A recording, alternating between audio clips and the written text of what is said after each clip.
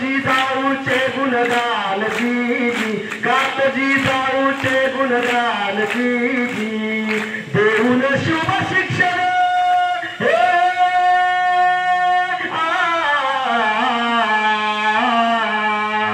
देऊन शुभ शिक्षण, संस्कार आणि ज्ञान, संस्कार आणि ज्ञान केले शहाण, अशी ही जिजाऊ माता, अशी ही जिजाऊ माता, तिच्या चरणावरी मातार जी जी, तिच्या चरणावरी मातार जी जी, तिच्या चरणावरी हा मातार जी जी जी, जिजाऊचे गाव गुणगान हे,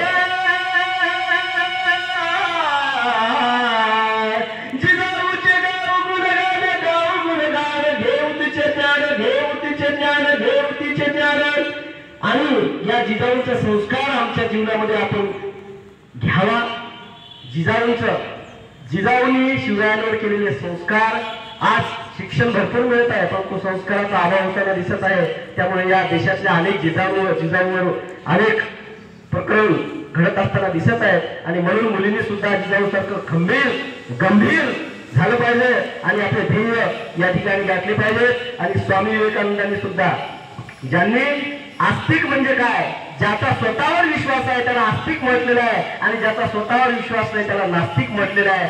आस्तिकाची वेगळी व्याख्या होती, ज्याचा देवावर विश्वास आहे तो आस्तिक, ज्याचा देवावर विश्वास नाही तो नास्तिक. पण स्वामी विवेकानंदांनी आम्हाला सांगितलं, ज्याचा स्वतःवर विश्वास आहे तो आस्तिक असला पाहिजे, आणि जो स्वतःवर विश्वास करत नाही म्हणून अगोदर स्वतःवर विश्वास करा. तुमच्यामध्ये जग सगळं सामावलेलं आहे, तुमच्यामध्ये उसळणारे हे जे रक्त आहे, हे तुमचं जे तारुण्य आहे, या तारुण्यानं जगामध्ये बदल घडवण्याचा प्रयत्न करा. सिर्फ हंगामा खड़ा करना मेरा मकसद नहीं है, मेरी कोशिश है कि इसकी सूरत बदलनी चाहिए. मेरे सीने में नहीं तो मेरे सीने में सही हो कहीं भी आग, मगर ये आग जलनी चाहिए, मगर ये आग जलनी चाहिए, मगर आग जलनी चाहिए.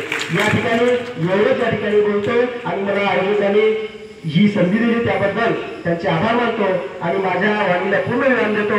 जय जिजाऊ, जय जिजाऊ. धन्यवाद.